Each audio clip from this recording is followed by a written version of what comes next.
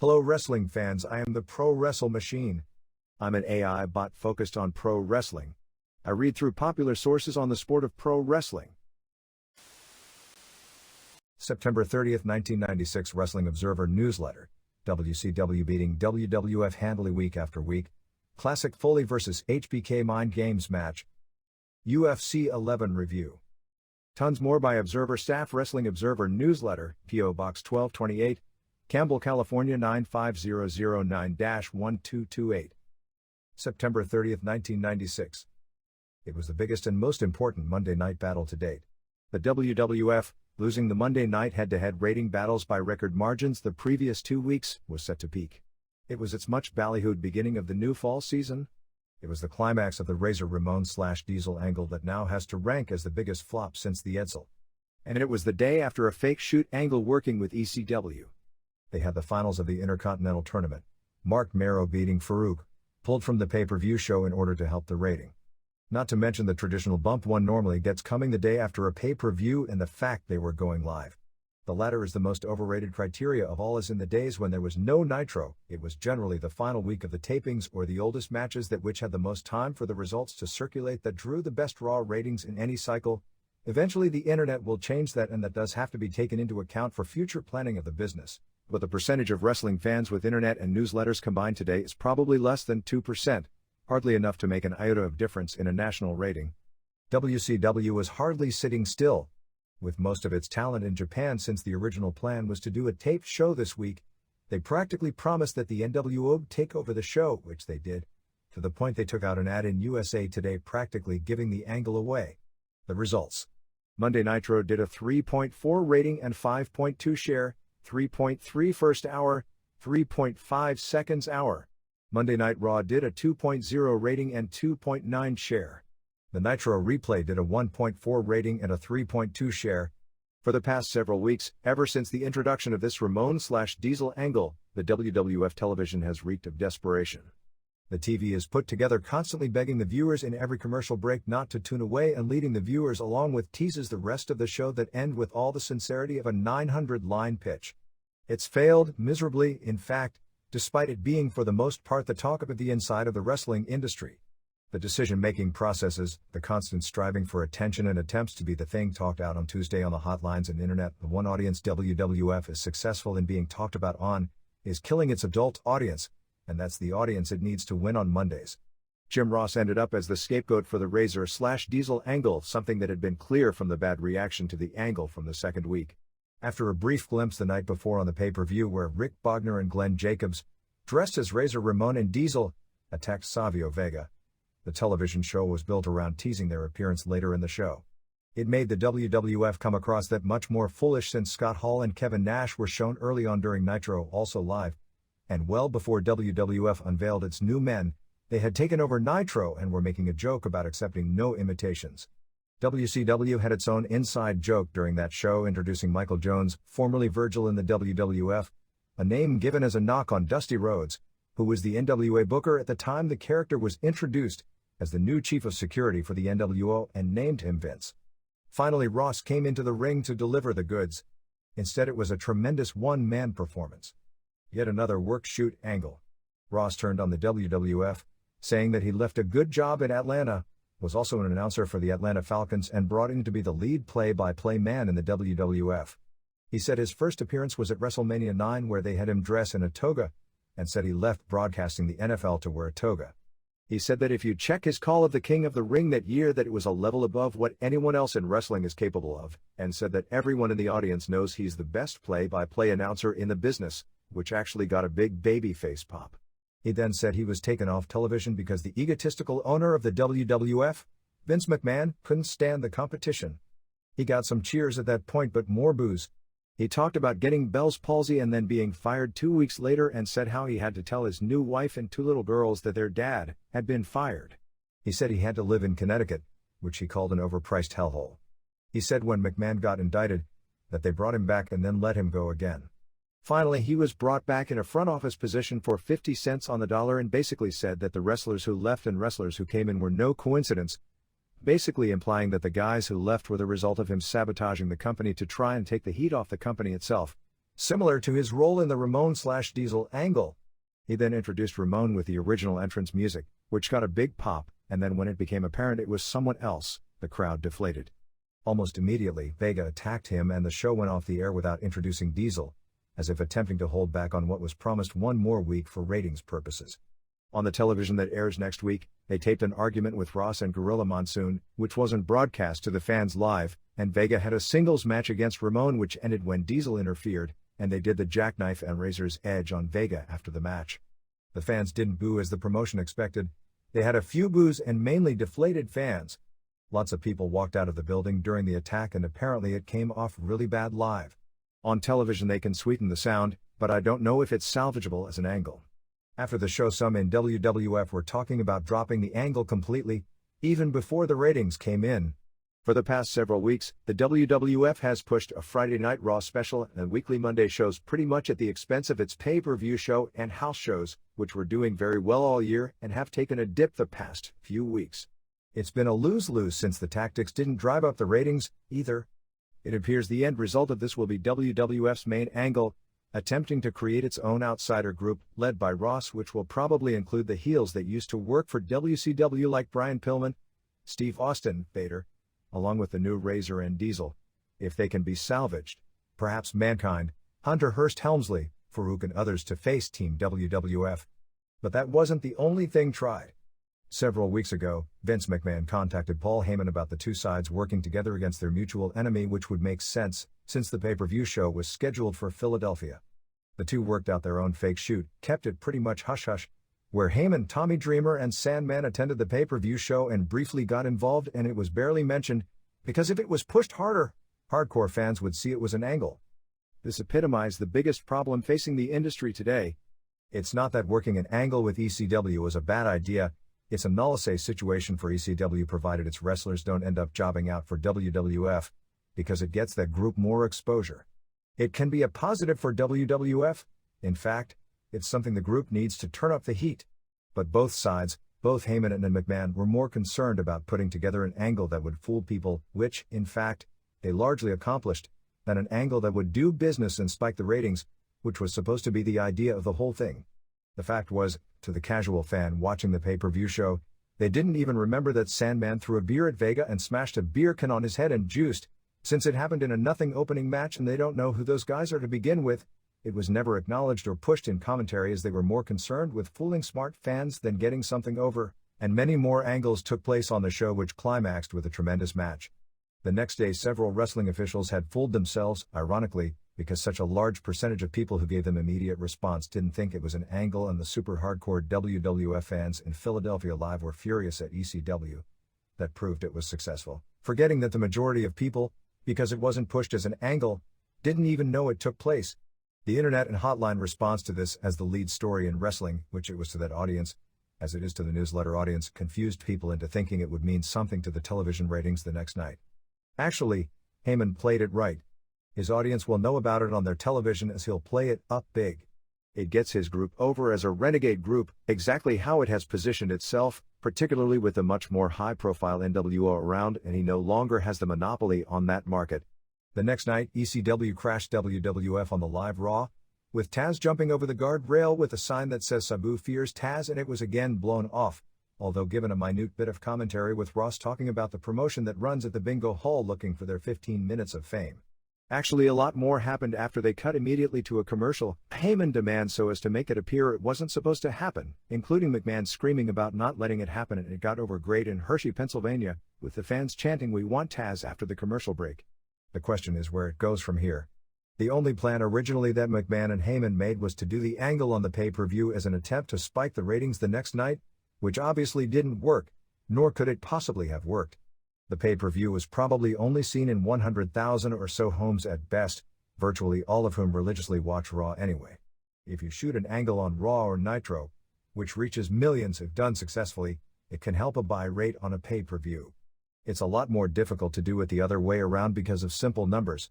At least right now, the ECW audience is too small to make any difference in a national rating, and the nature of what they did pretty well guaranteed that almost nobody would get it or remember it except the hardcore percentage of the audience, which is already watching to begin with. That may change in the future, but that's the reality of today. But emotion of being in a war replaced analysis of business and looking at simple numbers. This has been the WWF's downfall, as it is spending more energy competing in a war it can't win on Mondays because of WCW's 1 hour jump on them, than focusing on areas that aren't and can be successful. McMahon and Heyman may work together in the future, and a correctly done interpromotional feud can benefit both. If there is a long-term feud done, these angles that started this way can work as the first part of a successful slow build, but supposedly there were no plans in the works after Monday. Heyman is against doing any interpromotional matches because that would expose to his audience, and this angle is perfect for Heyman's small niche audience, that he's working with the group he spent years knocking on his television. Yeah, it was the biggest and most important Monday night battle to date. Until next week. When it comes to pay-per-view, at least you know what you get into going in. WCW will give you great undercard matches, bad main events, and booking that makes no sense. WWF will give you a great main event, weak undercard matches, and booking that ranges from creative to desperate. And with UFC, it's a shoot, so nobody really knows what to expect. The WWF's latest In Your House pay-per-view, entitled Mind Games on September 22nd, the first pro wrestling event in the new Core State Center in Philadelphia, had an exceptional main event, nothing else worth noting as far as match quality, and the beginnings of a few angles that will at least garner a lot of talk among inside fans. As mentioned the past 2 weeks, for whatever reason, booking in WWF, WCW and ECW are all more greatly influenced than ever by the quick response and immediate gratification of attempting to be the product of conversation for the day and the ability to make people believe their angles aren't really angles. The show itself drew a strong crowd of approximately 15,000 in the 22,400-seat arena, with 11,969 paying $210,290, both all-time records for an In Your House live gate. The July 21st International Incident show drew slightly more money, but it was in Canadian dollars, so this was a record when it came to overall worth of the gate. The location of Philadelphia made for the potential of a unique atmosphere, which the WWF did a great job of quelling. There was fear going in based on the lessons learned by WWF and WCW in running major pay-per-view events in Philadelphia in the past. It is the unpredictable crowd responses, whether cheering certain heels or chanting ECW. The main source of concern was the Mankind vs. Shawn Michaels match, since at least to a core of fans, Mankind is something of a legend in Philadelphia, and he was wrestling in arguably the biggest match of his career. Michaels has gotten a lot more boos at recent arena shows since the Playgirl magazine he was on the cover of came out. To quell that, Mankind did an interview on the Free For All show basically saying how glad he was to get out of ECW, without ever mentioning ECW by name, but instead talked about being glad he's no longer wrestling at the bingo hall in front of unappreciated fans, to attempt to get the fans who would have cheered him to boo him. Apparently it worked, as he got more cheers than boos coming out for the interview, but was hardly cheered at all in the Michaels match, with Michaels getting the same type of babyface reaction you'd expect in any other arena. In addition, with the ECW angle slated for early in the show, the fans were led early by Tommy Dreamer and Sandman into doing their ECW chants, and then when they were escorted out of the building, the fans WWF was worried about pretty much got it out of their system, and whatever chants were attempted later in the show were barely audible on pay-per-view. Vince McMahon was back in the announcer's chair for this show, largely to begin the tease for the angle on the next night with Jim Ross. The free-for-all opened with yet another Jerry Lawler/Mark Henry angle, this time with the two doing a debate that ended with Lawler slapping Henry in the face and walking off. At this point, probably as part of the pre-event agreement, just as the television was going to a Shawn Michaels video piece, Dreamer got up and led the live crowd in an ECW chant, clearly visible on TV but not acknowledged on TV immediately. So the fans live would do the chant while the television audience was somewhere else, again in a way to get it out of the fan system with minimal interruption. To set up the angle, when another chant started, McMahon and Ross talked about a local wrestling franchise in town with very ardent fans, and you may hear some strange chants, and then talked about how glad they were that those fans had bought tickets to attend a WWF event. In an attempt to garner last-minute buys, Ross again teased that Razor Ramon and Diesel might show up on the card. Savio Vega, Juan Rivera, pinned Marty Jannetty in 5:22 when he rolled through on a crossbody block off the top rope. This match was done to set up an added Vega vs. Justin Hawk Bradshaw match, which itself was added as a backdrop for the ECW angle, for the pay-per-view show. Bradshaw did an interview saying how mad he was that he had never been in a WWF pay-per-view event. After Vega won, Bradshaw and Zeb jumped him and Bradshaw choked him with a bullwhip, and Vega later did an interview accepting the challenge for the strap match on the pay-per-view event. The spots in this match were done in slow motion. 1/2 of 1 star. 1. Vega beat Bradshaw, John Hawk, in 709 in a Caribbean strap match with the same finish as in almost every strap or chain match. The heel drags the face around to 3 corners while the face also touches the corners. Then as the heel is attempting to pull the face so he could touch the final corner, he pulls so hard the face goes flying right into the final buckle for the win. The two whipped each other pretty hard with the strap. Match itself was mainly a backdrop for the ECW angle. Sandman Dreamer and Paul Heyman were at ringside and Sandman threw his beer at Vega, smashes the beer can on his head and juiced, a planned juice spot on a WWF pay-per-view event, which is interesting if only because of the letters Vince McMahon wrote Ted Turner last year, lit a cigarette while security let all 3 off. Off camera but very noticeable to the live fans, Sandman Dreamer and Heyman were calling attention to themselves at ringside up to that point of the show, and Heyman kept giving the finger to McMahon, and McMahon gave him dirty looks back. A lot of people live thought all this was a shoot. After the match, they did a far-away shot of the new Razor and Diesel attacking Vega in the locker room after the match. Even in the far-away shot, it seemed obvious it wasn't Kevin Nash and Scott Hall, although the clip was so far away and so sudden in and out it's doubtful the majority of those watching picked up on that. At this point McMahon acknowledged that Ross wasn't just making up a story, positioning himself in the babyface role when the fans turned on the angle which was set up to be blamed on Ross. McMahon later in the show was more skeptical when Ross brought the subject up. Ross slipped in a mention of McMahon's indictment. The two had a few minor arguments about who was better, Owen Hart or Davey Boy Smith, and McMahon even made mention that he thought Ross' statements about Razor and Diesel were nothing but a stunt to garner TV ratings, acknowledging all the negative reaction, acting like he agreed with the negative reaction to the angle up to that point, thereby positioning himself as the babyface when the angle went down. 1 1/4 stars. 2. Jose Lothario Garcia, pinned Jim Cornette with a left to the head in 57. Cornette's knee has been swelling of late, so it was even worse than you'd think. After the match they showed Cornette knocked out laying on a bed signing a piece of paper, which apparently is the angle where Cornette was tricked into signing away the contracts of Owen Hart and Davey Boy Smith to Clarence Mason. 1 star. Brian Pillman came out for the Bret Hart interview that didn't take place. He's no longer on crutches and seemed to be walking much better. He brought out Owen Hart, who said that Bret was afraid of Steve Austin. Austin came out and did a promo on Bret saying that if you put the letter S in front of Hitman, that's what Bret Hart is, and saying he's worse than a chicken, he's the slimy stuff that comes out of a chicken's butt. 3. Owen Hart and Davey Boy Smith won the WWF tag titles from the Smoking Guns, Mike Plachek and Monty Sopp, in 10:59. When the poster of Sunny came down, it was all marked up, giving her a beard and a mustache, which supposedly Hart and Smith did. Mason came out to manage Hart and Smith. Billy Gunn has dropped noticeable weight, perhaps because of the hand injury. He can't do any weight work and got really skinny. Smith led the crowd in a chant of "Bart sucks, Billy." After the Guns used the Sidewinder slam on Smith, Mason distracted the ref and Hart came off the top on Billy for a good near fall. Finish saw Billy and Bart collide, and Smith used the power slam on Bart for the pin. Match itself was a disappointment considering who was involved and the fact it was a title change match. After the match, Sonny got on the mic and called the Guns no good cowboy wannabes, fired them, and stormed off. 2 1/4 stars. 4. Mark Henry beat Jerry Lawler via submission with a backbreaker over the shoulder in 5:13. Lawler mainly bumped for Henry. At this point, Henry seems a lot closer to Bill Kazmaier than to Ken Patera.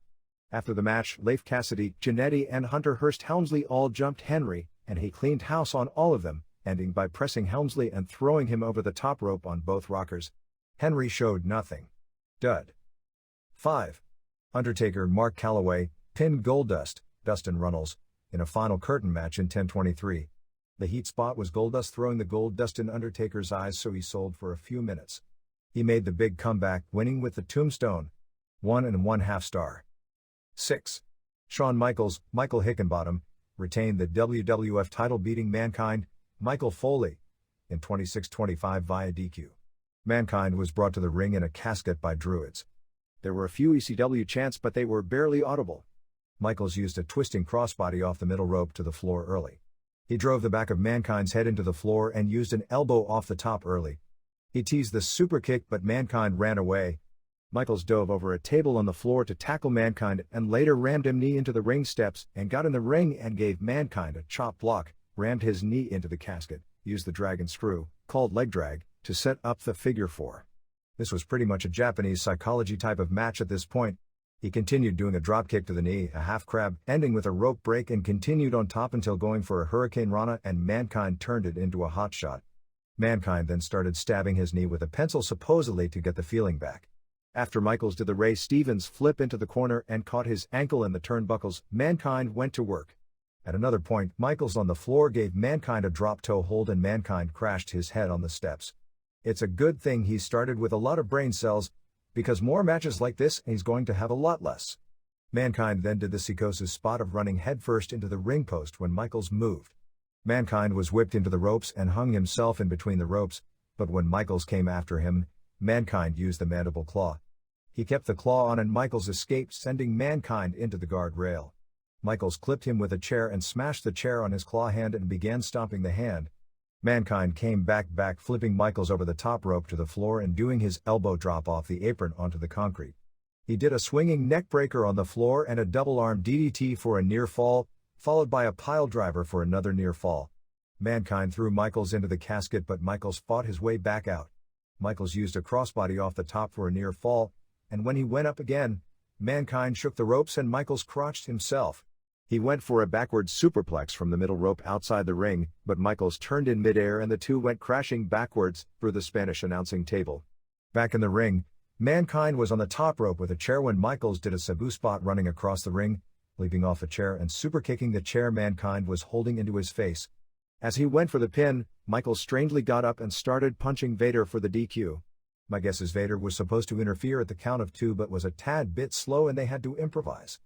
As Michaels took care of Vader, Paul Bearer hit Michaels with the urn. Sid then ran in and chased Vader to the back. Bearer used the urn and Mankind sat up a la Undertaker and went to put Michaels in the casket, but when they opened the lid, Undertaker got out of the casket. They did the revolving inside casket gimmick and chased Mankind to the back. A super match, but the week ending kept it from being a match of the year. 4 3/4 stars. In the post-show dark matches, Jake Roberts beat Helmsley, Farouk pinned Mark Merrow with a sidewalk slam, and Sid pinned Vader in a horrible match which was almost all stalling.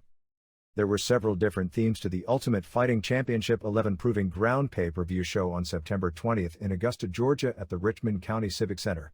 It was yet another night where an unforeseen situation occurred and what was a good show up to that point ended on a flat note with no championship match, as there was nobody left for Mark Coleman to face in the finals. Injuries knocked off undercard winners Jerry Bolander and Scott Ferozzo in the last remaining alternate, Roberto Trovin of Brazil. Trovin, who had a hand injury but it was questionable the seriousness of it, largely took one look at the situation and decided not to face the imposing Coleman, who captured his second consecutive tournament. Coleman joins only Royce Gracie, who won 3 times when UFC was in its infancy, and he was far ahead of the game, and fellow wrestler Dan Severn, as people who have captured 2 tournaments.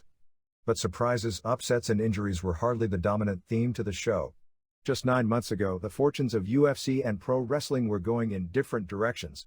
While the first Ultimate last December took its lumps by going on the same night as a Mike Tyson fight on Fox television, which ended up being the highest rated show in the history of that network, it set a record for replay showings and came back with a taped New Year's Eve special, both of which drew more buys than either the WWF or WCW live pay-per-view events that same month.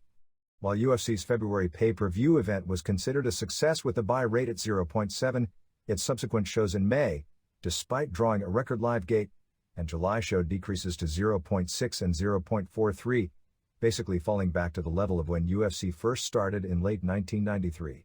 Pro wrestling, with the declining buy rates of late 1995, looked to be taking major lumps in the pay-per-view market in competition with the real stuff. While the pro wrestling buy rates have fluctuated greatly this year, the UFC fad seems to have only gone downward.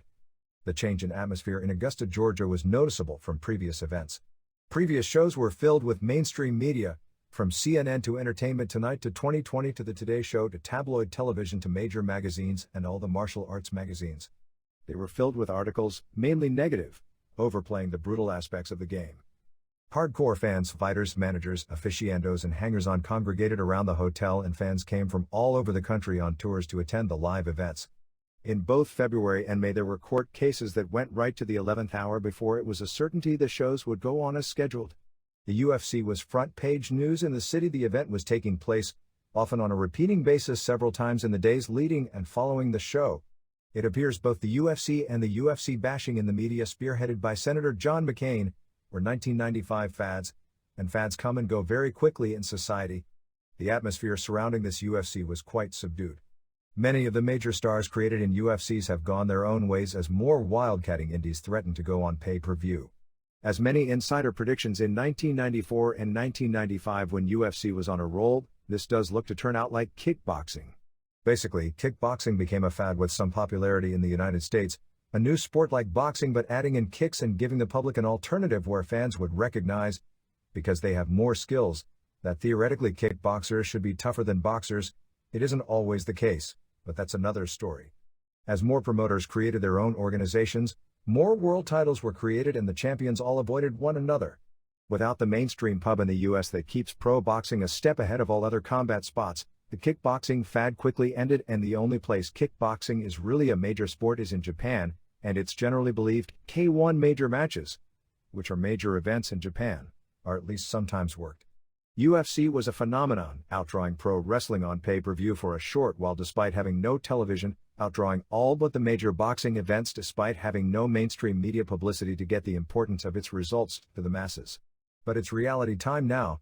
As UFC clones dilute its marketable names and the names that are over and people believe are the top guys continue to disappear, the popularity is waning. The mainstream press has all but dried up. The local press barely acknowledged the show was taking place. Martial arts magazines have recently run from the events largely because UFC exposed both their articles and their sponsors, all the avant-garde martial arts, as largely being frauds, and that strong amateur wrestlers or submission grapplers can routinely handle mystic techniques like kung fu, forms of karate and all the other magical systems when it came to a reality situation. In the long run, that's far more significant than the fact a surprising amount of injuries left one pay-per-view show without a main event. Preliminary buy rate estimates are about in 0.45, a slight increase from the July show. Because the universe is lower for UFC than pro wrestling because so many systems particularly in Canada and the Northeast don't carry the event, it means approximately 90,000 buys and $889,000 in revenue after the split, which should be profitable, but not overly so. The Ultimate, which has been moved up 2 weeks to December 7th, Semaphore Entertainment Group liked the idea of running on Pearl Harbor Day and wanted to stay away from both the Rigbo fight and Christmas, and will most likely be in Birmingham, Alabama, although that hasn't been officially announced publicly, is going to be a turning point for the company. It needs both a quality lineup and quality hype, or that boulder rolling downhill that comes as a tail end of all fads will continue. The show, which drew about 4,500 fans, just over 4,000 paid, in the 6,500-seat arena, with only about 2 weeks of local publicity, drew a rabid pro wrestling-like audience. Another theme, even more significant to the hardcore audience although nothing important from a long-term marketing level, is another example of the evolution and reality of fighting. Brazilian Jiu-Jitsu dominated the early UFCs, in particular Royce Gracie. While most UFC fans believe Gracie, who got out before he was defeated, although had the present judging system been in effect, he likely would have lost via decision in his draw with Ken Shamrock, is the best UFC fighter in its history as judged by a poll at the previous show. The hardcore fans, even those with Brazilian Jiu-Jitsu backgrounds, recognized this past weekend show as the death of Brazilian Jiu-Jitsu as the so-called perfect or even the most superior fighting system. The BJJ hopes were stymied twice already this year. First, February tournament favorite Joe Moreira was unable to advance past Paul Verhoeven's in the first round. That was explained by Moreira not coming in his best shape and the reality of fighting someone with a 115-pound weight advantage. Then BJJ world champion Amari Bittetti was pummeled by Don Frye in May in a brutal encounter, which was somewhat explained by the fact Bittetti made a tactical mistake of trying to slug it out with a boxer, the same mistake he'd made earlier in the year in losing the 1996 Vale Tudo finals in Brazil, the first time BJJ had gone down to defeat, and Frye is a very tough fighter. But there was no explaining away perhaps the most important result of the show, a first-round match where Fabio Gurgel lost to Lions Den fighter Jerry Bollander by unanimous decision. Gurgel, who lost a controversial judge's decision in the absolute weight class finals at this year's BJJ World Championships to Bittetti after the two went the time limit and battled to a 0-0 score, was considered one of the top 5 BJJ practitioners in the world. Despite not having the famous last name, he was considered within the BJJ world as a better and more skilled fighter than Royce Gracie. Many felt he'd run through Bollander, Tank Abbott and finally Mark Coleman to show BJJ's superiority as had been proven before. The reality is that no fighting system works forever, because the system on top gets studied for holes by everyone wanting to be on top. Gracie was unbeatable in the first two UFCs, and today a younger, stronger and more skilled practitioner of the same art lost to a 21-year-old junior-level fighter who was slightly outweighed and had less than 2 years' experience from the Shamrock Lions Den. And if that wasn't enough, to add insult to injury, Travin, Gergel's training partner and another top-ranked BJJ practitioner, said to have the best defensive guard in all of BJJ since nobody he had ever faced had ever passed his guard in BJJ competition, wouldn't even go into the finals against the ferocious Coleman, claiming a broken hand that, while injured, he was icing his hand after his alternate round fight since he threw several bare-knuckle punches to his opponent's head, apparently wasn't broken. All that was lost to most of the audience. In fact, the announcers themselves never picked up on that theme. The theme that dominated the show was demise of the Tank. David Lee Abbott had somehow become the most popular and talked about UFC fighter. The modern-day answer to Dick the Bruiser purported as a champion bar fighter, and in just 18 seconds of his first UFC fight on July 14, 1995, as he destroyed a supposed 400-pound, more like 340 Samoan, turned himself into the hero to the beer-drinking crowd, just as Bruiser and Crusher had done a generation earlier when pro wrestling had credibility with that crowd. While the Tank came into the show with a 3-2 record, most fans were able to explain away his losses. It was the altitude of Casper, Wyoming that did him in the most exciting UFC fight to date against Oleg Taktarov. Actually, it was his inability to finish Taktarov early before his punches lost their power. And besides, even though he tapped, when it was over, Taktarov had to be taken to the hospital and Tank got up and went drinking that night with the boys. The 20 minutes one-sided humiliation at the hands of Dan Severn has largely been explained away by revisionist history. It was the fault of having a time limit to fights. See, real fights like the kind Tank is the king of don't have time limits. Of course, those kind of real fights never last 20 minutes before the cops come either. See, Severn was just riding the clock. He was just holding him down and not wanting to fight him standing up because he knew that when Tank got up he'd have knocked him out. Of course, given the rules and the reality of what a fight really is, Severn, who pounded him at will the entire fight, had no reason to finish him nor really ever made much of an attempt to do so. While he'd never publicly admit to it, secretly he wanted to punish him for as long as possible because of comments Abbott had made about him. Abbott hadn't been around since then, since he was suspended for a brawl at a pay-per-view that he was supposed to be serving as Paul Herrera's corner man in. So Tank's beady eyes and scowl were the model for the poster. The return of the Tank was the main thing being hyped in all the television commercials. And the worst thing happened when you don't book finishes, Tank went in the tank. So now Tank is an overrated, unskilled bum, forgetting that he took the highly skilled Taktarov to a classic match. What actually happened was a huge miscalculation. When Abbott fought Severn, he trained in the mountains with wrestlers, did road work, and the body fat melted from his body. Well, some of it. He came in at a hardly svelte 250 pounds, down some 30 pounds from his normal partying and brawling weight. And he was overpowered and manhandled by Severn. So the problem, he figured, was he lost too much strength when his body weight came down. So he trained heavy, bulking up past 300 and doing 600-pound bench presses for doubles, didn't worry at all about eating or drinking, at least as legend goes, so that nobody would be able to outpower him. He was going to be the real Tank. The only problem is, whatever he weighed, billed at 298 pounds, they don't do weigh-ins, but he looked to be 285, maybe more, and he's really only 5'10", was way too much. He ran out of gas in 70 seconds in his second-round match with Scott Ferozzo, an even shorter 335 to 350-pound former Nevada State High School wrestling champion and Division II All-American noseguard who came from the alternates bracket and replaced an injured Bolander, and was still able to bull a guy who actually outweighed him by an estimated 45 to 52 pounds into the fence at will.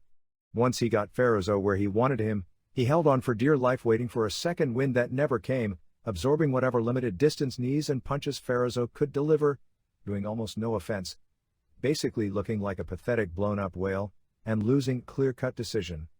Ultimate 1996 looked on paper to be the greatest martial arts tournament in history a few weeks back.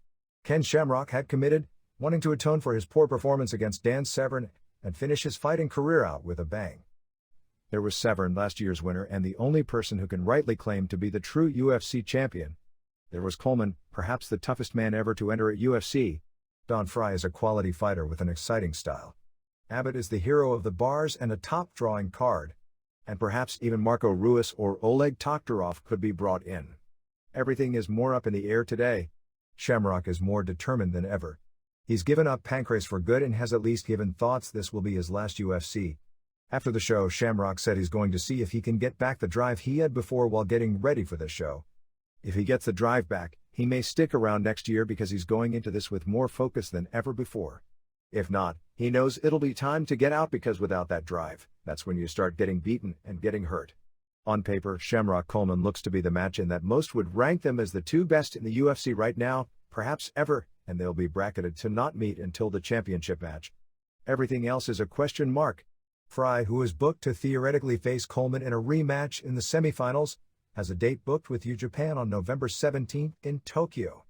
That's only 3 weeks before the toughest tournament of his life, and whether the match is work or shoot, and right now even the fighters themselves apparently don't know. The jet lag and break from training that 2 trips to Japan and a fight will necessitate is definitely real. Right now he's under contract to do both shows, since the Ultimate was originally set for December 20th when he made the Japan commitment. Fry is trying to figure out a way out of the U Japan show. Abbott, now 4-3, was talking at the post-match party like he may not come back. Unless he's willing to drop weight and get into shape, he'd have little chance against Shamrock, who would be bracketed to meet him in the second round, who has more skill and who it's a given will show up in top shape. Severn is still being talked with, but was never mentioned on the pay-per-view. Not only is he also booked on the U Japan show, but rumor has it he's going to leave UFC and join one of the many new promotions opening up called World Fighting Federation that will supposedly get off the ground on pay-per-view in January. Ruiz is a doubtful, as he has a fight on November 10th in Rio de Janeiro and his manager, Federico Lapinda and Semaphore Entertainment Group haven't seen eye to eye on money, foreign video rights, etc., which has led to him not appearing this year. Toktarov is slated to headline for yet another clone promotion, this one called Reality Superfighting on November 22nd, and has already sent out ad slicks to cable companies hyping the show around the Gracie vs. Toktarov main event. The Gracie will be Renzo Gracie.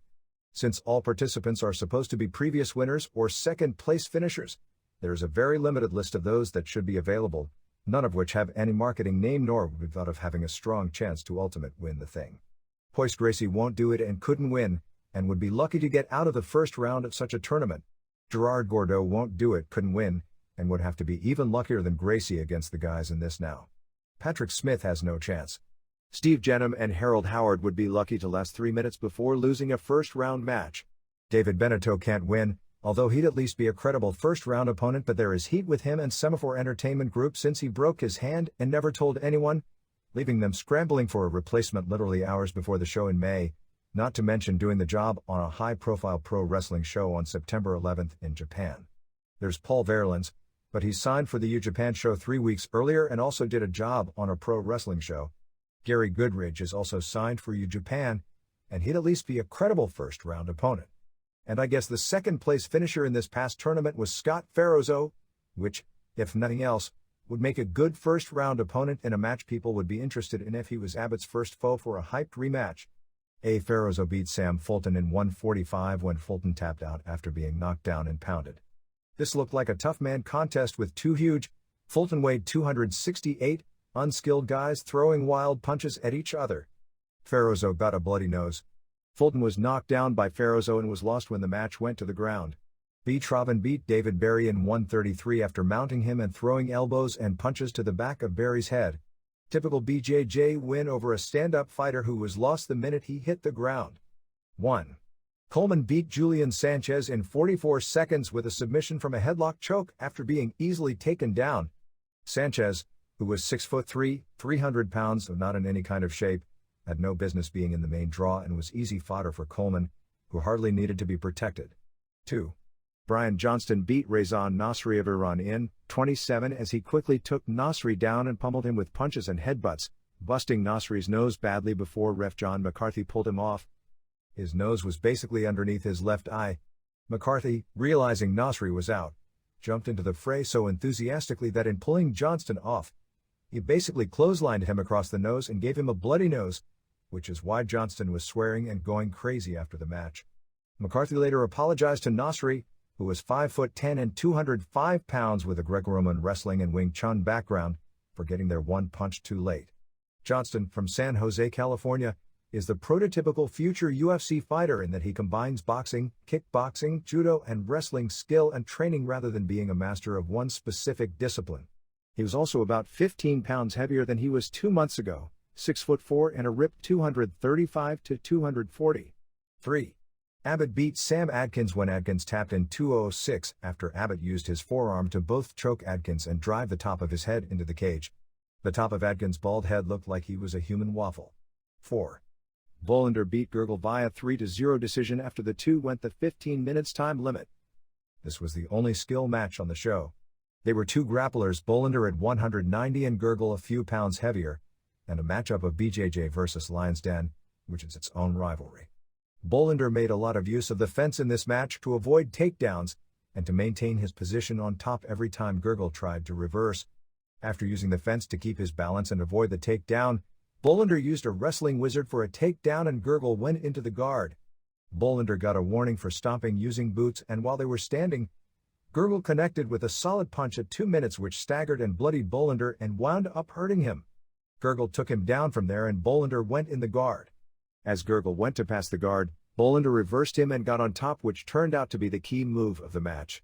Bolander, while in the guard, threw a lot of punches to the ribs, knees to the spine and headbutts. The only real move Gurgle tried from the bottom was a triangle choke, move Gracie surprised Severn with, but Bolander saw it coming and easily avoided it. After the win, Bolander, who had a nice-sized cut in his forehead from the punch and was pretty beaten up from throwing the headbutts, was complaining about pressure on his brain and taken to the hospital, thereby couldn't continue in the tournament. By being unable to continue, he missed his date with Destiny, as if he'd have beaten Abbott, and there is a good chance he'd have made himself an instant superstar. 5. Coleman beat Johnston in 2:20 after taking him down and throwing several headbutts and heavy punches. Announcer Don Wilson, who did his poorest job to date, talked about how even an amateur kickboxer like Johnston was able to get leg kicks in on Coleman and what a smart tactic it was, not recognizing Coleman was taking the kicks to time the kicks to shoot. On the third kick, Coleman shot and it was the beginning of the end. Johnston had to go to the hospital to be stitched up and did have the line of the show. When asked why he tapped so quickly, he said that if he had taken one more blow from Coleman, that by the time he woke up, his clothes would be out of style. 6. Ferozzo beat Abbott via 3-0 decision after going 15 minutes regulation and a 3 minutes overtime to become UFC's newest barroom cult star. Ferozzo had a cut above his eye early from the first exchange, but Abbott bowled him into the fence and held on as he lost his wind. Ferozzo was taunting Abbott, calling him a pussy as Abbott held on to the cage and Ferozzo threw the knees and punches. McCarthy finally restarted them, and Ferozzo outpunched Abbott, but Abbott got him back in the same spot until the end of regulation. In overtime it was the same story, Ferozzo outpunching him and Abbott backing him into the corner again. This time Ferozzo at least got himself backed into the corner where Don Fry, his manager, was so Fry could give him hands-on instruction. After this match, Ferozzo seemed lively enough while doing an interview talking about having whooped Tank and praising Fry, his trainer. Fry said he didn't want any credit, that he wasn't some guy leeching off world champions, which I assumed was a knock at Richard Hamilton, his former trainer, although the two were shaking hands backstage. Ferozzo then went backstage and simply collapsed. A man who weighed between 335 and 350 legit fighting for 18 minutes does that to you. He was hospitalized for exhaustion and dehydration. While this was going on the pay-per-view show, they interviewed Fry, who claimed to be chomping at the bit to get back at Coleman, and also challenged Mike Tyson, Shamrock, who did the best promo in UFC history, a pro wrestling style interview, although unlike a pro wrestling interview, he did mean what he said regarding the next show and Abbott, and then Abbott came out and said he performed poorly and let himself down, didn't care that he let his fans down, and that he had trained for little guys and wasn't prepared for Ferozzo. This makes little sense, figuring that Coleman was the heavy favorite to win and he's hardly a little guy. At this point a graphic read that Coleman would instead face Travin as Ferozzo was out. But Travin didn't want to go on. A panic group of Semaphore Entertainment Group head honchos went to Abbott and asked him if he'd fight Coleman. Abbott said his hands were swollen and he was out of gas, but if they asked him a second time, he'd do it. After talking amongst themselves and with others, the decision was made that if they put Abbott out there for a slaughter, while it would be good for the moment and there would be less heat among the fans at home because there would be a final, it would kill the tournament's credibility totally in letting a guy who lost into the final. In a real sports tournament, there are forfeits due to injuries all the time. Coleman was brought into the ring and announced as the winner, while Hamilton held up a sign for Coleman challenging Hoyce, Henzo and Hickson Gracie all on the same night. Coleman himself, lacking in both charisma and interview ability but being a total real warrior, was actually mad that even though he was being handed the first place check, $50,000, without having to fight again, because he was focused and ready to go. Coleman's win made it the fourth straight tournament won by Hamilton's camp in Phoenix, Arizona. Hamilton, ironically a member of the same church congregation as Senator John McCain, whose quieting down on this issue coincides with the lack of mainstream coverage, has recruited some of the best wrestlers in America, including Tom Erickson, who placed second in the trials to Bruce Baumgartner in the heavyweights and is scheduled for the November 22nd reality superfighting pay-per-view. Kevin Randleman and Mark Kerr to dominate all the different UFC and UFC clone events after helping train and then having business falling outs with both Fry and Dan Severn. Yet another elite wrestler, Danny Chait of San Jose, is interested in doing UFC, although he's not in the Hamilton camp. Chait beat Coleman in the 1996 Olympic trials before losing in the 220-pound finals to eventual gold medalist Kurt Angle. While the pay-per-view show aired a replay of the Abbott-Farrozo match since they had about 35 minutes of pay-per-view time remaining, Coleman and one of his wrestling buddies, Randleman, a two-time NCAA champion from Ohio State who is in the Hamilton camp and is likely to debut on the U Japan card, got in the ring and basically did a UWF-style pro wrestling match trading takedowns and suplexes without doing the UWF kicks. This didn't get over well with the fans who were yelling for the NWO to do a run-in at this point. With the exception of Nasri, whose nose was a mess, although fighters who were hospitalized were rather quickly released after being checked out. Among the pro wrestling types of the show were Masami Ozaki, president of Pancrase, Frank Shamrock, and WCW performers Glacier, Ron Studd, and Chris Kanyon, a much smaller list than at previous UFC shows. The prior UFC, which was one of the best received to date, proved that UFC doesn't need a lot of glitz and that a bare-bones show with good fights will be well received. However, there were a lot of major time management problems on this show. It is a given that there needs to be at least a 20 to 30 minute intermission between the last semifinal and the championship match to give the winner of the semi adequate recuperation time. They should either add a non-tournament fight to the show or air the alternate matches in their entirety. On this show with so much dead time, there was no excuse not to air the alternate matches. Once again, with all that dead time, there was no hyping Pancrase, despite one of its top stars, Frank Shamrock, being at the event as Bollander's coach, nor were there any fighter profiles at all to fill in the time when the early matches ran so quickly. There needs to either be a rule against hanging onto the fence as a stalling tactic, or McCarthy needs to restart the fighters very quickly when they start hanging onto the fence.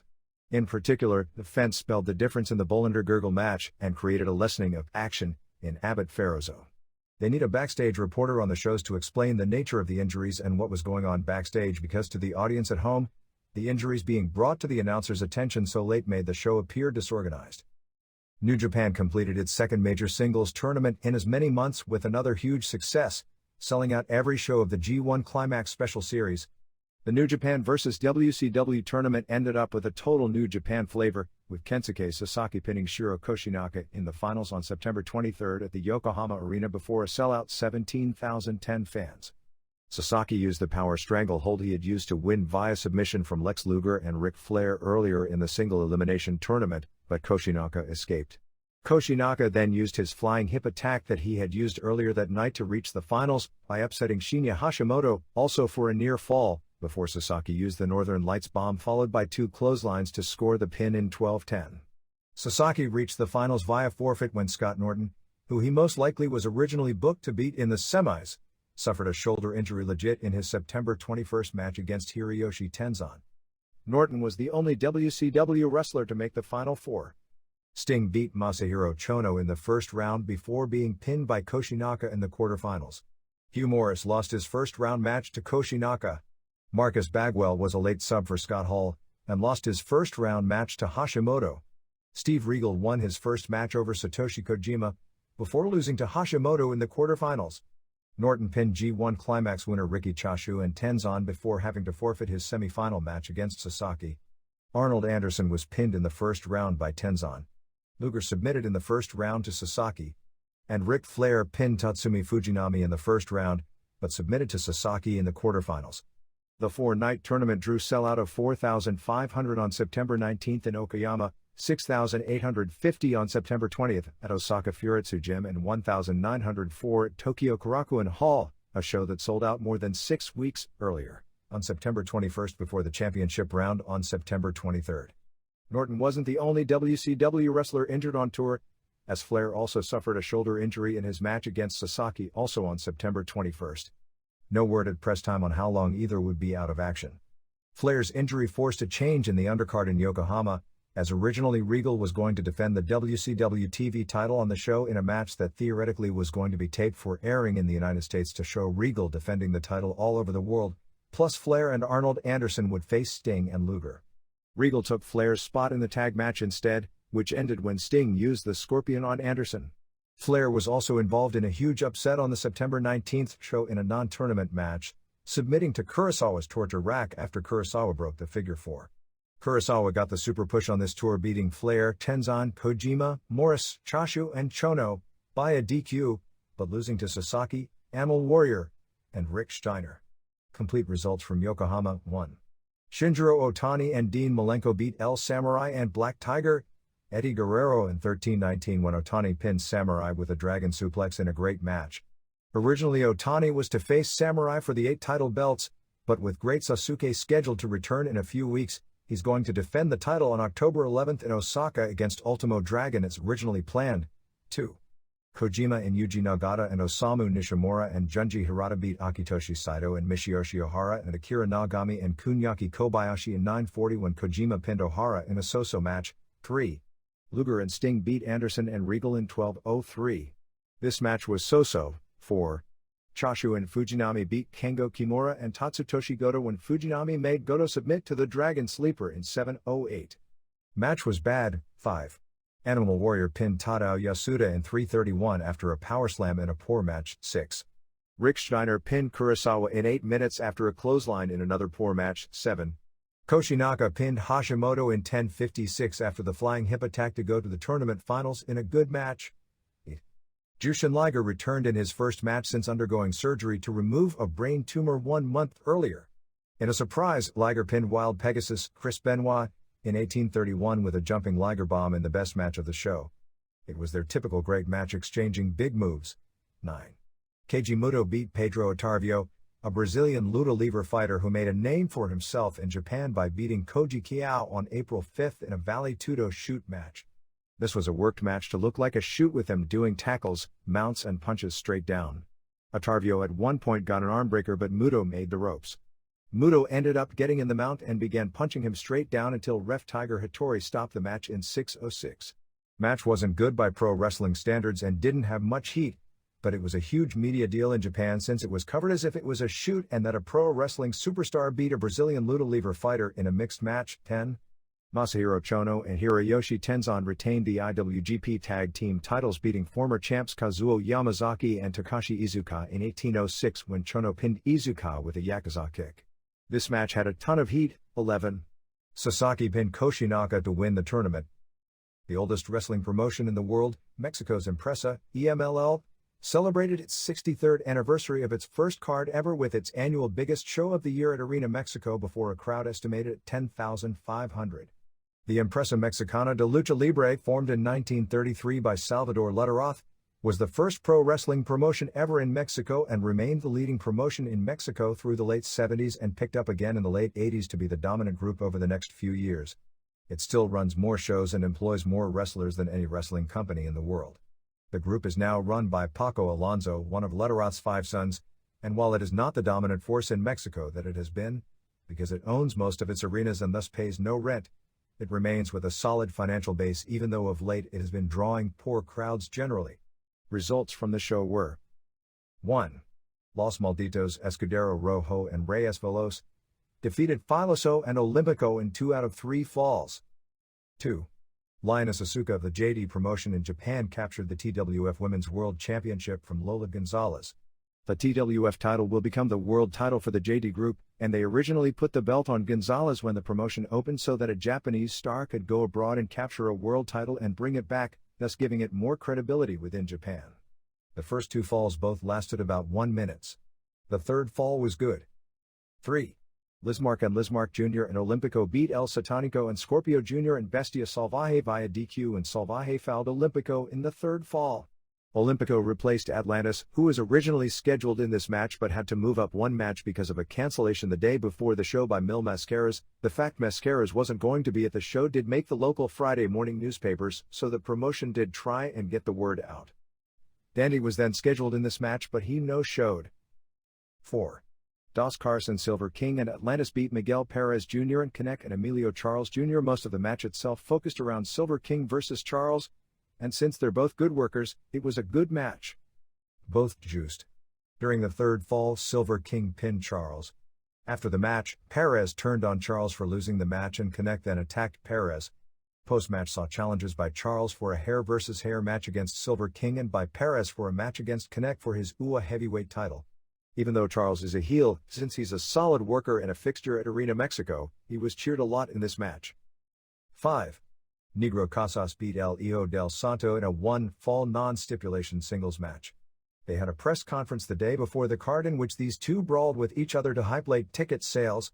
This was reported as being an incredible brawl from start to finish with both juicing buckets and Santo's mask being destroyed. The thing played up the biggest was that Casas, the heel, was heavily cheered.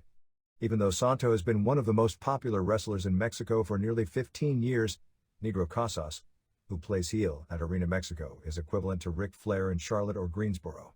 However, even saying all that, the reaction being so pro-Casas and anti-Santo stunned everyone in the promotion. Casas scored the clean pin and the whole arena was chanting Casas, Casas. Santo then grabbed the house mic and had tears in his eyes and tried to turn babyface to the fans, but they drowned him out with boos. Santo finally told the fans to go to hell and said that he wouldn't wrestle again at Arena Mexico unless he was booked in a mask versus hair match against Casas. While one would expect the fans to pop for such a statement and be excited about such a major stipulation match among two of the biggest stars in the company, the crowd again surprised everyone by not wanting the match. Apparently the crowd has become smart enough to realize that if such a match were to take place, that Casas would have to lose his hair, and the fans didn't want to see that happen.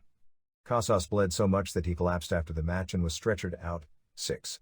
Rayo de Jalisco Jr. retained the CMLL World Heavyweight title beating Gran Marcus Jr. in 2 out of 3 falls when Rayo got the pin with a small package. No doubt the match was awful. After the match, Marcus claimed his foot was on the ropes during the pin and challenged Rayo to a mask versus mask match. Rayo refused, saying he had accomplished his goal to beat and humiliate Marcus in a singles match. Results: September 9, Johannesburg, South Africa. WWF 6,000 sellout. Sultan b. Aldo Montoya, Savio Vega b. Isaac Yankem, Crush b. Barry Horowitz, Godwins b. New Rockers, Yokozuna b. Hunter Hearst Helmsley, Mark Merrow b. Owen Hart, Steve Austin b. Jake Roberts, Bret Hart b. Davey Boy Smith. September 9, Nuevo Laredo AAA, 12,500 sellout. Winners and Venom and Sergio Romo Jr. and Babe Toscano b. Picudo and Kraken and Sanguinario and Perro Silva, Villanos 4 and 5 and L. Alcon Dorado Jr., B. Tinieblas Jr. and Pantera and Ultimo Dragon DQ. Street Fight Cage Match, Pierre Roth Jr. b. Mascara Sagrada, Mexican National Light Heavyweight title, Latin Lover b. Pimpinela Escarlata to win title. September 10, Mexico City Arena Coliseo, EMLL, Kundra and Fierro b. Pegaso and Angel de Plata, Filoso and Ultimatum b. Escudero Rojo and Reyes Veloz, Ciclone Ramirez and Atlantico and Zumbito b. Damian El Guerrero and Guerrero Maya and Guerrero del Futuro DQ. Dandy and Dos Cars and Ringo Mendoza b. Felino and Scorpio Jr. and Black Warrior, El Hijo del Gladiador b. El Hijo del Santo. September 12, Johannesburg, South Africa. WWF 6,000 sellout. Barry Horowitz b. Marty Jannetty, Aldo Montoya b. Leif Cassidy, Sultan b. Phineas Godwin, Crushed for Savio Vega, Steve Austin b. Yokozuna, Henry Godwin b. Isaac Yankem, Jake Roberts b. Hunter Hearst Helmsley, Bret Hart and Mark Merrow b. Owen Hart and Davey Boy Smith. September 13, Huntington, West Virginia. WWF 3,163 Bushwhackers b. Justin Bradshaw and Zeb, T.L. Hopper b. Freddie Joe Floyd, Farouk b. Bob Holly, Stalker b. Jerry Lawler. WWF Tag Titles, Smoking Guns Grim Twins, Sid b. Goldust, WWF Title, Shawn Michaels b. Vader. September 13, Xochimilco, Promel, Los Reyes Tapatios 1 and 2 b. Mariachi and Caballero Aguila, Los Payasitos 1 and 2 and Piratita Morgan b. Brazito de Plata and Dragonchito de Oro and Gitanito, Ultimo Guerrero and Ultimo Rebelde b. Hitano and Black Jaguar, Mascara Año 2000 and Universo 2000 and Violencia, Pirata Morgan, b. Cyborg Cop and Tiburon and El Hijo del Huracan Ramirez, Mexican Trios title Fuerza Guerrera and Blue Panther and El Signo b. Super Electra and Brazo de Plata and El Brazo DQ. September 14, Louisville, Kentucky, WWF 3,262 Freddie Joe Floyd b TL Hopper, Bushwhackers b Justin Bradshaw and Zeb Farouk b Bob Holly, WWF Tag Titles, Smoking Guns Grim Twins, Jerry Lawler b Stalker, Sid b Goldust, Casket Match, Undertaker b Mankind, WWF Title, Shawn Michaels b Vader. September 17, Louisville, Kentucky, USWA, Stephen Dunn b Bart Sawyer, Johnny Rotten b Vampire Warrior DQ, Frank Morrell b Robert Briscoe, Flash Flanagan b Mike Samples, Lumberjack Strap Match, Brian Christopher b Tony Falk, Bill Dundee b Randy Hales, Back Alley Brawl, Miss Texas b Luna Vachon, Handicap Match, Wolfie D b Bill and Jamie Dundee, Barbed Wire Match, Bill and Jamie Dundee b Wolfie D and Flanagan, USWA Title versus Loser leaves town for 30 days, Christopher b Tommy Rich, Unified Title, Jerry Lawler b Sid Vicious to win title. September 17, Shizuoka, WAR, Masaaki Mochizuki b Takashi Okamura, Eagle Sawai and Soryo b Rumi Kazama and Keiko Aono, Lance Storm and Yuji Yasuryoka b Ultimo Dragon and Battle Ranger, Osamu Tashiakari b Kamikaze, Genichiro Tenryu and Nobukazu Hirai b Geto and Jado, Yoji Anjo and Bam Bam Bigelow and Hiromichi Fuyuki b Arashi and Nobutaka Araya, and Koki Kitahara.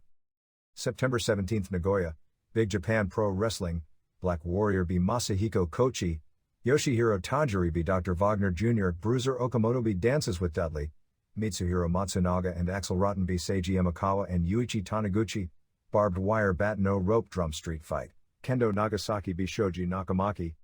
September 17, Kanayama, Michinoku Pro, 237, Wellington Wilkins Jr. b Yoshito Sugimoto, Alexander Otsuka b Satoshi Yoniyama, Danny Collins and Tiger Mask b Super Delphin and Grand Naniwa, Shiryu b Masato Yakashiji, Dick Togo and Men's Teo and Shoichi Funaki b Naohiro Hoshikawa and Super Astro and Grand Hamada.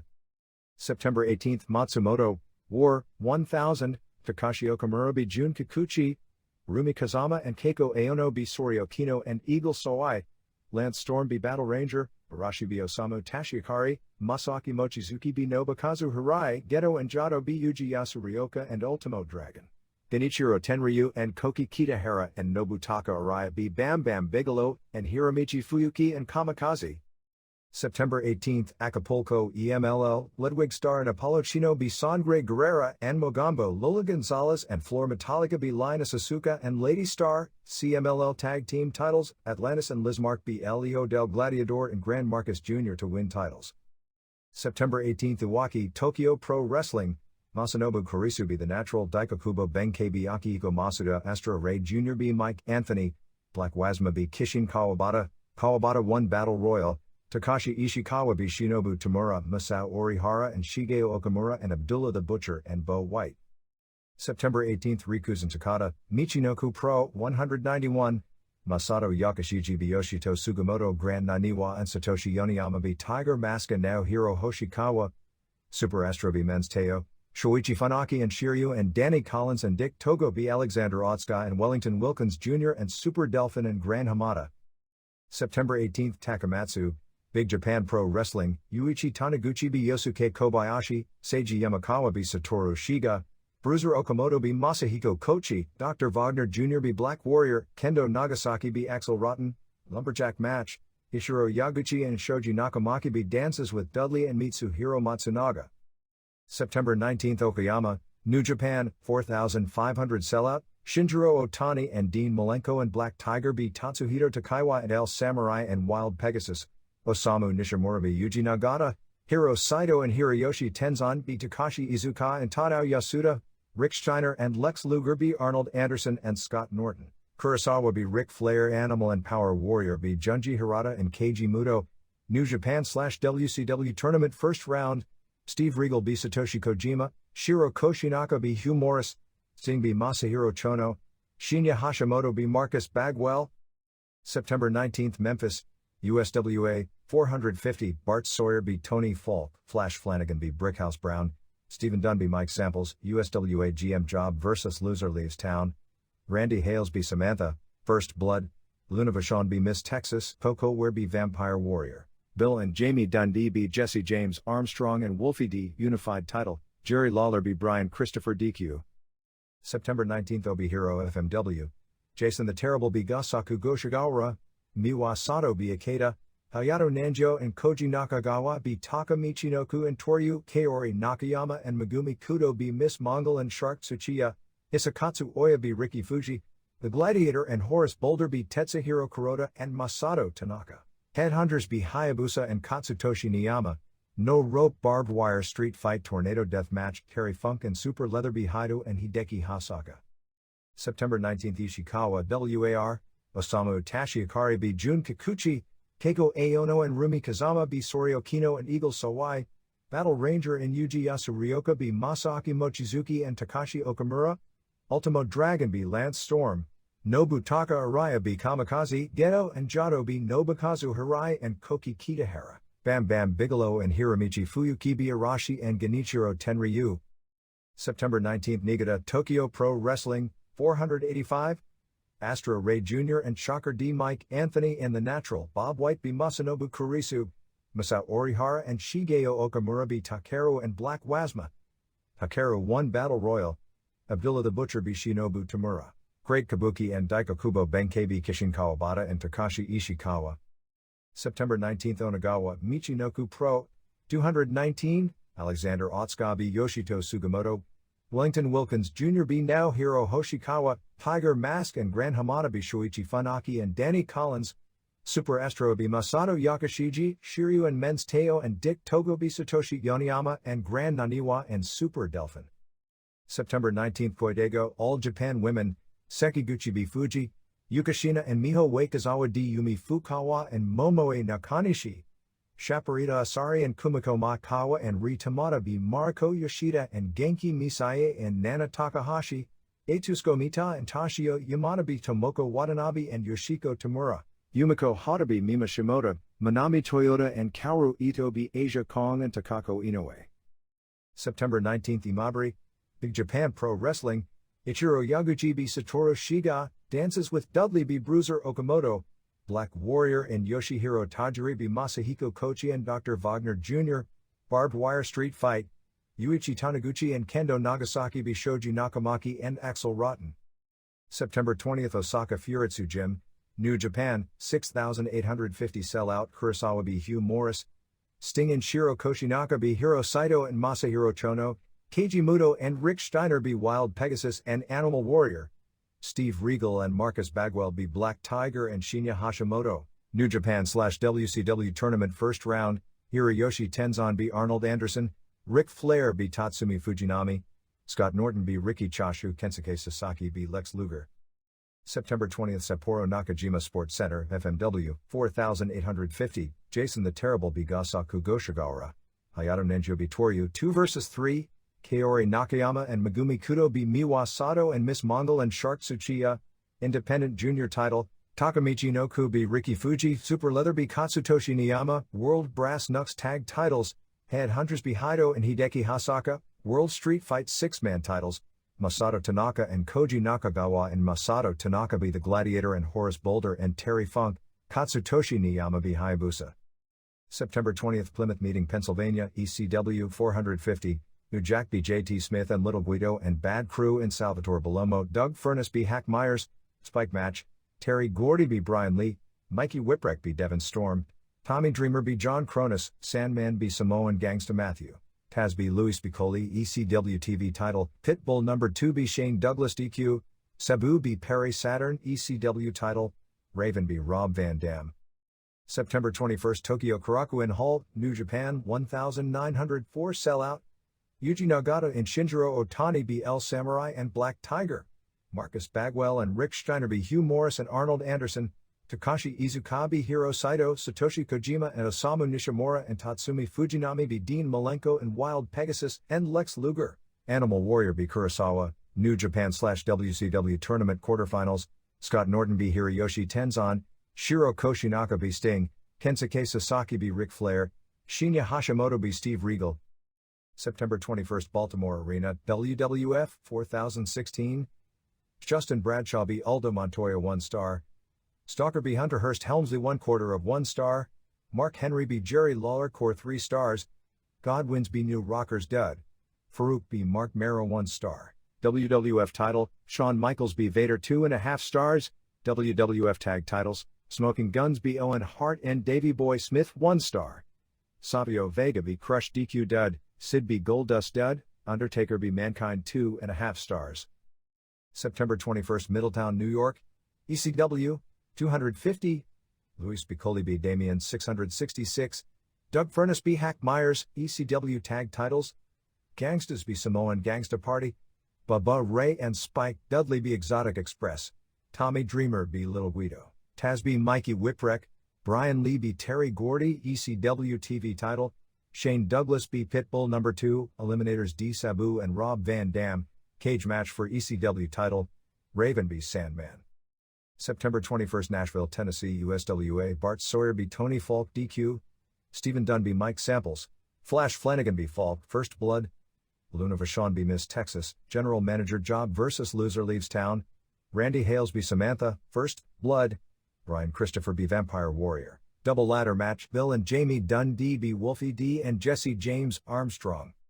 September 21st Takagawa FMW, Miss Mongol b Ikeda, Katsutoshi Niyama b Gasaku Goshigawara, Hayato Nanjo and Koji Nakagawa b Haido and Takamichi Noku, Megumi Kudo and Kaori Nakayama b Miwasato and Shark Tsuchiya, Headhunters b Jason the Terrible and Toryu, The Gladiator b Riki Fuji, Street Fight, Terry Funk and Super Leather and Hisakatsu Oya b Hayabusa and Masato Tanaka and Tetsuhiro Kuroda. September 21st Ina WAR, Osamu Tashi Akari b Jun Kikuchi, Rumi Kazama and Keiko Aono b Eagle Sawai and Sorio Kino, Koki Kitahara b Yuji Yasu Ryoka, Nobukazu Hirai b Lance Storm, Ultimo Dragon b Battle Ranger, Gedo and Jado b Masaaki Mochizuki and Takashi Okamura, Genichiro Tenryu and Nobutaka Araya and Arashi b Hiromichi Fuyuki and Bam Bam Bigelow and Kamikaze. September 22nd Kanazawa Iwa, 250 Katsumi Hirono b Jun Nagaoka, Emi Motokawa b Kadoda, Tutor the Turtle b Takeshi Sato, Mr. Niebla and Parata Morgan Jr. b Akinori Tsukioka and Flying Kid Ichihara, Ryo Might b Keizo Matsuda, Hiroshi Itakura and Tommy Rich b Freddy Krueger, Doug Gilbert, and Dr. Luther, Len St. Clair, Tarzan Goto and Mr. Ganasuke b Keisuke Yamada and Leatherface. Rick Patterson September 22nd Hirsaki, Michinoku Pro, 292, Naohiro Hoshikawa b Yoshito Sugimoto, Wellington Wilkins Jr. and Grand Naniwa b Alexander Otsuka and Satoshi Oniyama, Danny Collins and Shuichi Funaki b Masato Yakashiji and Grand Hamada, Dick Togo and Men's Teo and Shiryu b Super Delphin and Super Astro and Tiger Mask.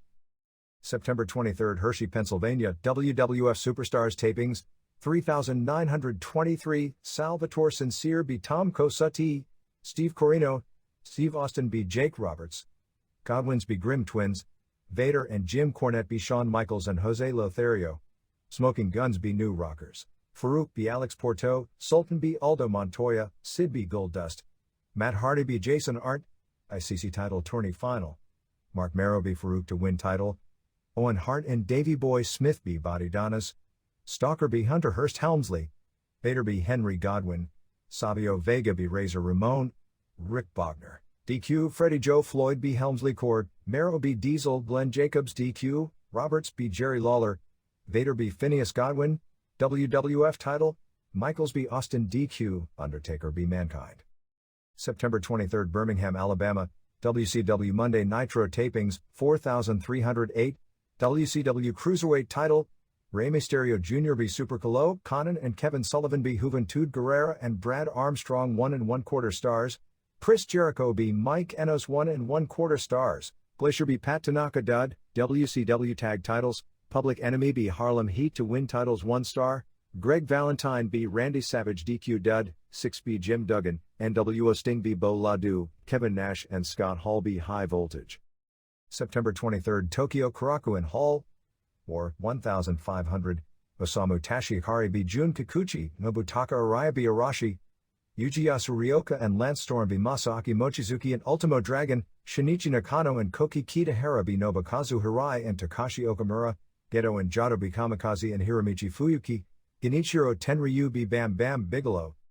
September 23rd Towada Michinoku Pro, 327 Satoshi Yoniyama b Yoshito Sugimoto, Wellington Wilkins Jr. and Grand Naniwa b Naohiro Hoshikawa and Masato Yakashiji, Shuichi Funaki and Shiryu and Danny Collins and Dick Togo b Alexander Otsuka and Super Astro and Super Delphin and Grand Hamada, a middleweight title tourney final, Tiger Mask B Men's Teo to win vacant title. September 23, Hakata, Big Japan Pro Wrestling, Seiji Yamakawa b Black Warrior, Dr. Wagner Jr. b Yoshihiro Tajiri, Bruiser Okamoto and Kendo Nagasaki b Dances with Dudley and Axel Rotten, 3 Chandelier Broken Glass No Rope Barbed Wire Street Fight, Mitsuhiro Matsunaga b Shoji Nakamaki.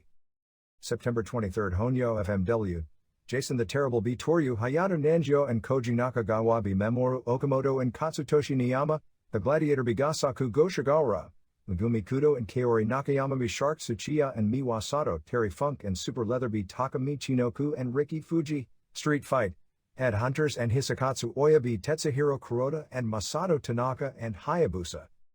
Special thanks to Travis Edgeworth, Steve Dr. Lucha Sims, Greg John, Mark Taylor, Adam Penninson, Etta Hearns, Trent Van Dryasa, Edie Bailey, Georgianne Macropolis, Dan Paris, Dominic Valenti, Faye Ferguson, Norm Connors, Robert Rothas, Kurt Schneider, Timothy Walker, Mike Mahoney. EMLL. Besides the anniversary show, they also held a CMLL Tag Team title match on September 18 in Acapulco with Atlantis and Lizmark winning the titles from Gran Marcus Jr. and El Hijo del Gladiador. They continued an Arena Coliseo feud with El Hijo del Santo versus El Hijo del Gladiador as they met in a singles match on September 10 with Gladiador winning to set up a match for Santo's Mexican national middleweight title down the road. They are pushing the story behind this feud as Gladiador attempting to get family revenge since El Santo beat El Gladiador in a famous mask versus mask match in the 50s. Even so, the match was bloody, not good, and had little heat. At the Promel TV tapings on September 13 in Xochimilco, Mexican trios champs Fuerza Guerrera and Blue Panther and El Signo kept the belts, beating Super Electra and Brazo de Plata and El Brazo via DQ. AAA. The biggest news is that a peace treaty of sorts is being worked out with Paco Alonso and Antonio Pena after one of the most brutal wrestling wars in history. Apparently the two sides have reached an agreement to no longer raid each other's talent. We'll see how long that lasts. Pena is having some serious negotiations about bringing back Blue Panther and Fuerza Guerrera, which should tell you how Promel is doing. Mascara Año 2000 and Universo 2000 have also tried to return, but Pena isn't interested in them because they are too high on the pay scale, and only mean something if they're in a trio with Cien Caras. Mascara Sagrada, the new one who used to be Cranio, won the real Mexican heavyweight title from Pierroth Jr. on September 20 in Octopan before a sellout 2,700 fans. Current Tijuana schedule, subject to change in a big way, are for shows on September 29, Leon Negro vs. El Hijo del Enfermero in a hair versus hair match and Pero Aguayo vs. Pierroth Jr. in a chain match, plus Pandilleros vs. Misterioso and Psicosis and Phobia in a cage match. October 20th, November 1st, tentative ideas for this one are Rey Mysterio Jr. vs. Misterioso in a mask versus mask match, La Parca and Octagon vs. Psicosis and Phobia, and they are talking about bringing Randy Savage and Scott Hall in for the show, November 15th. Destructors vs. Pandilleros hair versus hair, and December 1st, Thunderbird vs. Halloween mask versus mask and Pepe Casas vs. Tirantes hair versus hair. The next American dates are tentatively October 18th in Phoenix and October 19th in Tucson. Some notes from the Mexican light heavyweight title change on September 9th in Nuevo Laredo, which sold out the Bull Ring, 12,500, where Latin Lover beat Pimpinela Escarlata.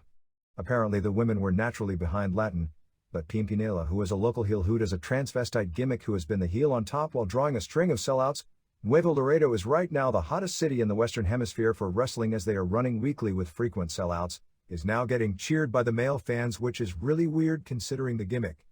Apparently the main event didn't get into the ring until after 11 p.m., by which time most of the fans were way in the tank. It was one of those Pena specials. Janet and Pierroth Jr. were both in Pimpi's corner while Mascarada Sagrada Jr. was in Latin's corner. Janet attacked Mascarada and that distracted the ref, so Pierroth ran in and tried to foul Latin, who moved and ended up fouling Pimpi, who was then pinned. Semi saw Pierroth beat Mascara Sagrada in a bloody street fight cage match, which included using chairs, tables, boards and a fire extinguisher, and even with the cage there was interference from 5 wrestlers including Janet and Mascarada.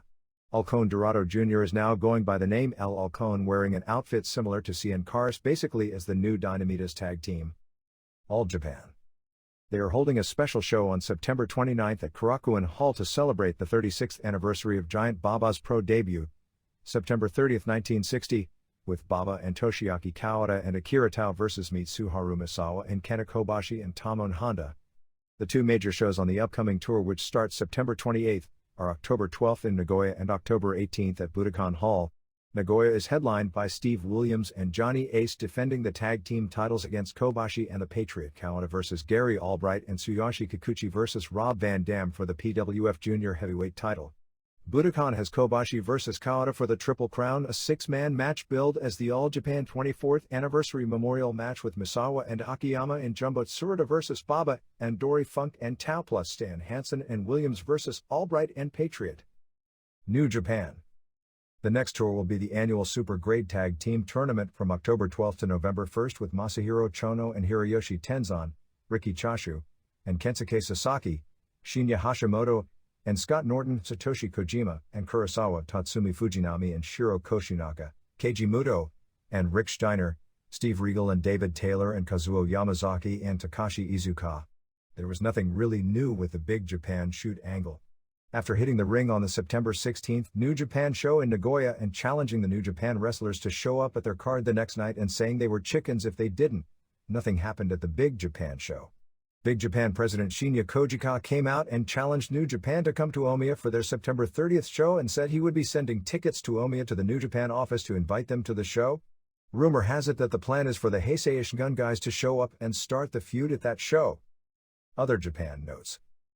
Apparently the Kiyoshi Tamura vs. Maurice Smith match on the August 24th Rings card was a shoot. The Rings Battle Dimension Tournament, which has to be a work since it's booked 4 shows in, beings on October 25th in Nagoya. The first round matches are Gokaitsa Berkeley vs. Todor Todorov, Ilukine Mikhail vs. Kiyoshi Tamura, Tsuyoshi Kosaka vs. Dick Frey, Mitsuya Nagai vs. Willie Peters, Bitsade Terriel vs. Nikolai Zuev, Volkan vs. Masayoshi Naruse, Yoshihisa Yamamoto vs. David Harshivali, an Olympic medalist in judo in 1992 from Russia, and Akira Maeda vs. TBA. October 8 Pancrase in Nagoya has Boss Rutan vs. Manabu Yamada in a non-title match, Jason DeLucia vs. Yuki Kondo, Frank Shamrock vs. Yoshiki Takahashi, Minoru Suzuki vs. Takafumi Ito and Rishi Yanagisawa vs. Semishield. Shamrock may not be on that show as he wants to take off until December to heal up. Shamrock said that the first year he was in Pancrase he'd have 2 easy matches and 1 tough one and it would go like that. But now there is no such thing as an easy match as the young guys know both the old style and the new style, and coming back every 6 weeks with a hard match every time is why everyone is breaking down. Vader is definitely out of the U Japan show, not that he was ever in. U Japan is looking for a pro wrestler to face Kimo in what has to be a worked match, since the 2 names they were looking at were Terry Gordy or Sabu. I'd be pretty well certain Sabu wouldn't do it and I'd hope Gordy wouldn't because it would kill the promotion before it starts. Becky Levy, who is the big powerlifting woman who has been in the corner of Don Fry and Scott Farrozo at UFC's, will do a women's match on that show against Yoko Takahashi, a former pro wrestler who lost in the first round of the U Women's Shoot Tournament in August on the AJW Big Shows. Manami Toyota was back in action after her injury on September 21st. War ended its tour on September 23rd at Korakuen Hall before 1,500 with Genichiro Tenryu pinning Bam Bam Bigelow in the main event. The October 11th War show in Osaka with Tenryu vs. Great Muta on top is almost totally sold out already. The War 6-man title defense by Nobuhiko Takada and Yuhi Sano and Masahito Kakihara will be against Hiromichi Fuyuki and Yoji Anjo and Bigelow, and I suspect it'll be a title change as it'll probably be the final show Takada works with War. On this past tour, Kamikaze from the Wrestle Dream Factory promotion replaced Big Titan in all of Titan's scheduled bookings since Titan started with WWF. FMW's major show of this tour was September 29th in Sapporo before 4,850 fans, which was Terry Funk's first match in Sapporo in many years. With the group's world champion, Wing Kanemura, still out of action with an injury, they had a match with Hisakatsu Oya vs. Hayabusa with the winner getting the next shot, which Oya won. After the match, Jinsei Shinzaki Hakushi hit the ring and started praying to Hayabusa, which is a small angle to set up their match on October 10th at Tokyo Sumo Hall. Tetsuhiro Kuroda and Masato Tanaka and Koji Nakagawa kept the Street Fight 6-man titles beating Funk and Gladiator and Horace Boulder. Headhunters kept the Brass Knucks tag titles beating Haido and Hideki Hasaka, and Taka Michinoku kept the independent junior title pinning Riki Fuji. Michinoku Pro ended its tour on September 23rd in Towada before 327 fans with the finals of the UA middleweight title tournament with Tiger Mask pinning Men's Teo to become the new champion. Big Japan on September 23rd in Hakata had a 3-chandelier crushed glass no-rope barbed wire street fight on top with Mitsuhiro Matsunaga beating Shoji Nakamaki on top. Also on the Big Japan Tour were Axl Rotten dances with Dudley, Black Warrior, EMLL, and Dr. Wagner Jr. USWA. The September 19th show in Memphis drew 450 fans and $2,600, which are among the lowest figures in history. The main event saw Jerry Lawler beat Brian Christopher via DQ in a match that saw both Scott Bowden and Mark Henry interfere to set up a tag main event for September 27th. Probably the biggest news of the past week was an interview Lawler did on the Memphis TV show on September 21st. Lawler mentioned that WCW would be taping Monday Nitro in Memphis on October 14th and that they'd be bringing all their stars to town, including Jimmy Hart, who was a lounge singer making $95 a week before Lawler got him into wrestling. He said it'll be live on free television so you can stay home and watch it for free. He also said that fans shouldn't be idiots and buy tickets because there will be free tickets all over town, and said the last time WCW came to Memphis they gave away 7,000 free tickets. He mentioned a radio station that would be giving away free tickets, and he mentioned again that he didn't want any of the local fans to be idiots and to actually buy tickets. Apparently the advance for that show is already 1,200 paid tickets, and Memphis traditionally is a week advance city. Lawler is also back as booker replacing Hales. This is interesting only because Lawler hardly goes to the other cities because of his schedule and isn't even at every Memphis show. Also on the September 19th card, Bill and Jamie Dundee beat Jesse James Armstrong and Wolfie D in a match where the losing team would have to split up. On television, Randy Hales said that because of how the Dundees won, that he was overruling the pre-match stiffs, although Armstrong is obviously on his way out. In the match where Hales put up his job as general manager to Bill Dundee in a match against Samantha, who would have to leave town should she lose, Hales won the match.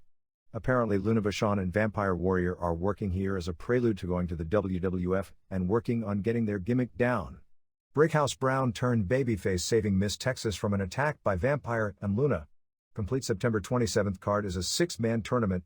First round matches are Colorado Kid vs. Crusher Bones, Tony Falk vs. Flash Flanagan, and Bart Sawyer vs. Mike Samples, with the winner to get a shot at Christopher's USWA title. Brown and Texas vs. Luna and Vampire, Dundees vs. J.J. Armstrong and D in a Texas Death Falls Count Anywhere match, and Lawler and Scott Bowden vs. Christopher and Mark Henry in a match where if either Lawler or Christopher get pinned, they'll lose their unified or USWA title to the person who pinned them. ECW. Terry Gordy's final show will be October 26th at the ECW Arena as he's heading to WWF to work as a masked wrestler. Gordy and Williams will face the Eliminators at that show, and they'll also have a rematch with Dan Crawford and Doug Furnace vs. Sabu and Rob Van Dam. Weekend house shows were September 20th in Plymouth Meeting, Pennsylvania before 450 fans, and September 21st in Middletown, New York before 250 fans. Main stuff in Plymouth Meeting saw Raven keep the ECW title, beating Van Dam. Sabu beat Perry Saturn in a match with a lot of missed spots which were blamed on a bad ring. Pitbull No. 2 beat Shane Douglas via DQ with a lot of outside interference. Hill ring announcer Joel Gertner announced it was his 21st birthday and they brought out a cake, and Tommy Dreamer came out, and if you can't figure out how that turned out, you haven't been watching wrestling very long. Mustafa missed his flight, so New Jack ended up beating up on JT Smith, Little Guido, Bad Crew and Sal Balomo to open the show. Devon Storm busted his head open in a match with Mikey Whipwreck on September 20th and had to miss the September 21st show. Johnny Smith missed the weekend because of the shoulder injury from the September 13th show. Crawford also missed the weekend as he was banged up in the tag match last week and wanted to rest up before going to Japan, so Furnace worked singles both nights. Patricia, Meanie Babe, went to the Iwa Japan tour after all, so she's done here. Pablo Marks is now wrestling in Puerto Rico. Dreamer pulled a groin muscle over the weekend. Damien 666 was brought in from Mexico for Middletown and put over Louis Spicoli. Spike Dudley, Matt Hyson debuted and looked good in a tag match with Bubba Ray against the Exotic Experience, who are two of the students at the ECW school doing a gay act. Douglas beat Pitbull No. 2 and Pitbull later destroyed Gertner. Eliminators drew with Sabu and Van Dam in a good match, but there were still ring problems, and Raven beat Sandman in a cage match on top. Saw the American Journal piece since it aired on the ECW TV show as well. Definitely a puff piece. They didn't air the stage slow-mo garbage can hit segments. The story was positive for ECW, stating that when it formed it performed in front of crowds of a dozen, and now sells out in front of thousands every show. The TV debuts on WUKT in Dayton Saturdays at 7 p.m. and Sundays at noon. Here and there. More changes on the EFC pay-per-view on October 18th. The main event was changed last week to Conan Silveira vs. Bart Valley, billed as EFC Heavyweight Champion vs. World Shoot Fighting Champion. However, Valley then backed out of the match and it's been changed again to Silveira versus Maurice Smith. Rings will be billed as both the current world heavyweight champion in both kickboxing and Muay Thai.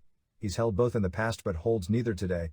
And Valley versus Murakami Kazunari, who was billed as 1996 Japanese champion in judo. And given this group's track record, it's good money that probably isn't the case.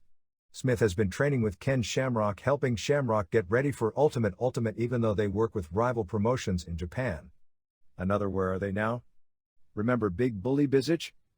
Anyway, over this past weekend he was the MC for a segment at the Mr. Olympia contest, not the contest itself, where Anthony Clark, billed as the strongest man in the world, attempted, and failed to set a world record with an 800-pound bench press. He's done 740. AWF lost its New York television before it ever started as the CBS affiliate canceled the show before its first airing. The group was only able to sell one national ad to Nintendo, and the rest of its ads are pies, which means its economics look even worse than originally thought. Former WWF champ Billy Graham was scheduled for yet another hip operation on September 25, this time on his left hip. His socket fell apart and the hip slipped out of position, making it a high risk for dislocation. It was only 8 weeks since his operation to repair his right hip. Graham and Ted DiBiase are scheduled to put on another empty ring drama about Graham's career in wrestling on October 31st at the Echoes of Faith Church in Ontario, California. Bill Anderson has a show on October 6th in San Bernardino, California, headlined by Louis Spicolli vs. Irish Assassin. MUF promoter Dennis Whipwreck Jr. said that Bob Starr, listed in the Observer last week, has nothing to do with booking MUF talent, and if anyone wants to book MUF wrestlers, managers, referees, a ring or a cage, they can contact him at 410-783-5416. Former wrestler Dan Denton will direct a film called Breakheart Summer, which will be shot in Vancouver next summer. Denton has just completed producing and directing a hockey documentary called They Shot the Puck South. WCW. Monday Nitro drew 4,308, paying $59,000 on September 23 in Birmingham.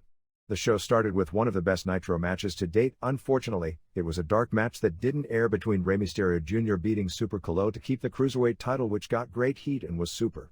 Calo wound up dislocating his elbow during the match and was rushed to the hospital, and will be out of action for a while. The first hour of the show was pretty bad. It started with Conan and Kevin Sullivan beating Brad Armstrong and Juventud Guerrera in a rushed 2:39. After the match, Sullivan and Big Bubba attacked Conan, but then hugged him, and it was described that it was Conan's gang initiation being attacked. The match was rushed, as was the angle. Chris Jericho beat Mike Enos in 7:37 in a match that went too long and did nothing to get Jericho over. Glacier, who was over huge due to the ring entrance, pinned Pat Tanaka in 1:10, and then did another elaborate ring exit. As WWF has shown with Undertaker and Goldust, if you've got an elaborate entrance, people take the gimmick as being star quality. Glacier's matches will be kept short because the work can't match up to the entrance. Public Enemy won the tag titles from Harlem Heat in an awful match when Rocco pinned Booker T with a small package in 11:14. It was announced that PE would then defend against Hall and Nash at Halloween Havoc, but there is a good chance Heat may regain the belts and be back in the original slot over the next week or two. Matt Ghaffari, the Olympic silver medalist in the super heavyweight division in Greco-Roman, who the WWF was also interested in, was introduced during the show. He was brought to the show and Eric Bischoff is negotiating to bring him in. It appears right now that Kurt Angle is interested in continuing until the 2000 Olympics and won't be taking the offers thrown his way by both WWF and WCW. Greg Valentine beat Randy Savage via DQ in 2:59, after which the NWO destroyed Savage once again and took over the television show. Even though there was a whole crew of wrestlers there, including guys on the show in the first hour, nobody helped Savage and nobody got involved as NWO took over the show. The Giant worked as the ring announcer and did a good job, and the NWO team kept Bischoff there and tortured him throughout the second hour. The second hour had no wrestling to speak of, but was hilarious as Kevin Nash is one funny dude. They brought out Mike Jones as Vince. Brought out a black NWO race car which Kyle Petty, who will be on Nitro on September 30th, will be driving in NASCAR's Charlotte 500 on October 5th. Nick Patrick refereed the NWO matches after Randy Anderson walked off. Nash talked about Jim Powers, saying he's all jacked up and juiced up, slang for being loaded with steroids, and said how all the boys in the gym are glad he's in town. They beat up Powers. Hogan then talked with the Nasty Boys and they certainly suggested they were going to the NWO. Right now the only member on the horizon for NWO is Jeff Jarrett. which explains the WWF feature where they expose Jeff Jarrett on Raw, as there's nothing at present when it comes to bringing in Bam Bam Bigelow, who actually was anti-clique in WWF, and problems with the clique were among the reasons he left WWF. Behind the scenes, Nasty Boys have been legit complaining to Hogan about things after working a series of matches against Hall and Nash, who played to the crowd as babyfaces and didn't sell, leaving Nasties to be booed and look stupid. Actually, that's the entire angle. Speaking of looking stupid, Jim Duggan was supposed to wrestle Ron Studd, but Hogan and Nash beat him up, Hogan throwing some of the lamest punches to go along with Studd's lame selling, and 6. Sean Waltman fought Duggan, selling the whole match before Giant choke slammed Duggan, and Waltman pinned him. Bischoff came off like a total wimp the entire hour. The NWO is totally over, but who wouldn't be with this kind of booking? The NWO Sting beat Bo Ladu in 135 with a Scorpion, which was hilarious, and Hall and Nash beat High Voltage in an interminable 10-20. A correction from last week. Ric Flair is under contract with WCW until November 1998, not 1996, however he has talked of taking time off because he wants to spend more time at home. Don't count on it happening though.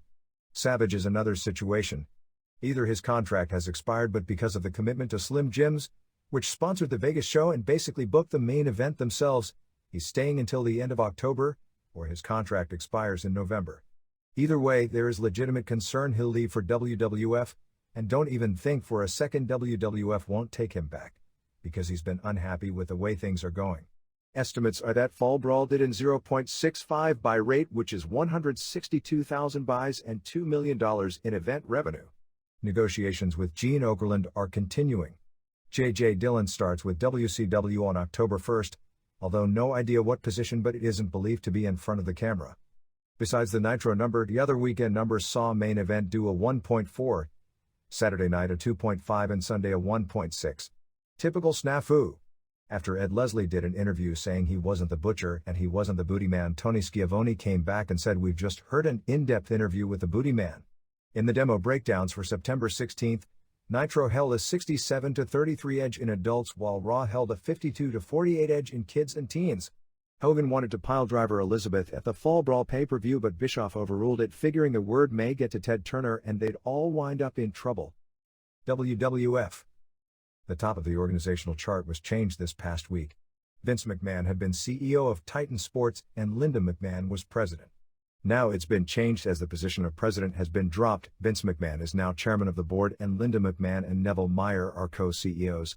Meyer is a newcomer to the wrestling industry in charge of expansion of the company and has a background in other forms of entertainment including movies and Broadway, although I'm not exactly clear what that entails. They open the new fall season this weekend. Blast Off on WGN is basically the old Mania show with Todd Pettingle doing a show aimed at younger kids and replaying the Raw matches from the previous Monday. That show drew an 0.5 rating. Livewire on USA, which replaced Mania, had Jim Cornette and Sonny take phone calls and faxes that appeared to be mainly screened and planted, and the two bickered back and forth. That show wasn't well received and drew a 1.1 rating its first time out. Superstars, which was the same Superstars show with Jim Ross and Mr. Perfect announcing plus doing live angles from Philadelphia to push the pay-per-view show, Lawler throwing water on Mark Henry, Mankind doing a pull-apart with Michaels, did a 1.5 rating. I didn't see Livewire, but many feel that show had a lot of problems in its current format. Since they do the shows live every Saturday morning, both Jim Cornette and Sonny have been taken off the road shows. Jake Roberts will also be taken off the road shows effective the end of October as he's going to work full-time in the office. Complete rundown of the Monday Night Raw taping on September 23rd in Hershey, Pennsylvania. 3,923 paying $63,010. It opened with Salvatore Sincere beating Tom Cosati, Steve Corino, in a dark match. Cosati is a local indie promoter with a lot of enemies and Corino used his name. Steve Austin beat Roberts when Lawler spit alcohol in Roberts' face and Austin used the Stone Cold Stunner. Lawler and Austin doubled on Roberts until Vega made the save cleaning house. Helmsley did an interview that took him 3 takes live, basically calling Perfect a has-been and challenged him to a match on Raw. They seem to have turned Perfect babyface, but I have this vibe that it's the Jim Cornette Dynamite Dudes angle where this all leads to Helmsley beating Mark Marrow when Perfect double crosses Marrow. Godwins beat Grimm twins, who are called Jason and Jared. Vader and Cornette beat Michaels and Lothario when Lothario chased Cornette to the back, leaving it as a singles match and Vader scored the pin. Both Goldust and Sid did run-ins, and it wound up with Sid and Michaels cleaning house on Vader and Goldust. Guns as babyfaces beat New Rockers. Farouk beat Alex Porto. Sultan beat Aldo Montoya. Sid beat Goldust with a powerbomb. Vader jumped Sid and gave him a splash, but Sid didn't sell it and choke-slammed Vader. Then they went live with the IC title match where Mero pinned Farouk. Perfect was said to have helped Mero out to start a babyface turn for him. Ref Pat Patterson threw Sunny out, but she came back later with a loaded purse with a brick in it. Sunny and Sable started fighting after Sunny threw the purse in. Farouk got it, but Mero punched him, hit him with the purse, and used the shooting star press for the pin in 12:31, 2 3/4 stars. Mero did a lot of good stuff in this match, but when Farouk was on top, the match slowed. It later came out Sunny had a brick in the purse. Apparently Sable accidentally stiffed Sunny in the eye during their slap fight. Sunny was originally supposed to beat up Sable, but Mero wouldn't go for it, which caused a lot of backstage heat between Mero and Sunny. Mero is expected to be a transitional champion.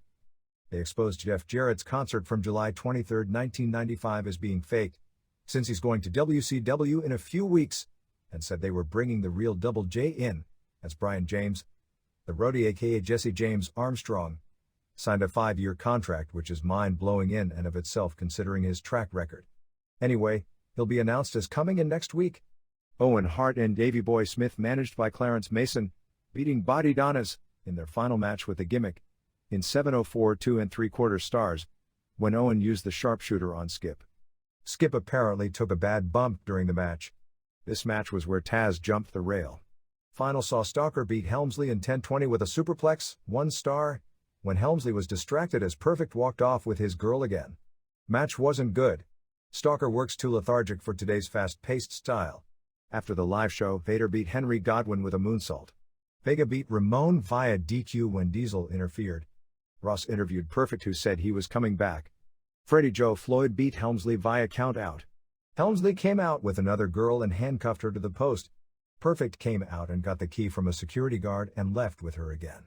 Helmsley chased after Perfect and Perfect decked him in the aisle, and he was counted out. Mero beat Diesel via DQ when Ramon interfered. Ross accompanied Diesel to the ring but then went to ringside.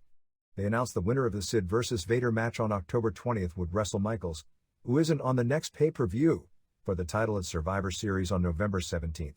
Roberts came out, probably in his final appearance, pretending to be drunk, staggering around, and Lawler laughed at him. Roberts then DDT'd and pinned Lawler immediately and poured a bottle of liquor on Lawler as he was out. Vader beat Phineas Godwinn. Sid was at ringside for the match. Michaels beat Austin via DQ when Vader interfered. Vega came to make the save, but Austin used the stunner on him. Sid then ran in and went after Vader. Austin then whipped Michaels into Sid, and the two stared down as if they were going to go at it, but instead joined forces to run Vader and Austin out. Undertaker beat Mankind in the final dark match. The only regular house show of the week was September 21st in Baltimore, which drew 4,016 and $69,881. This is the end of this conversion. Be sure to comment and subscribe. See you next time.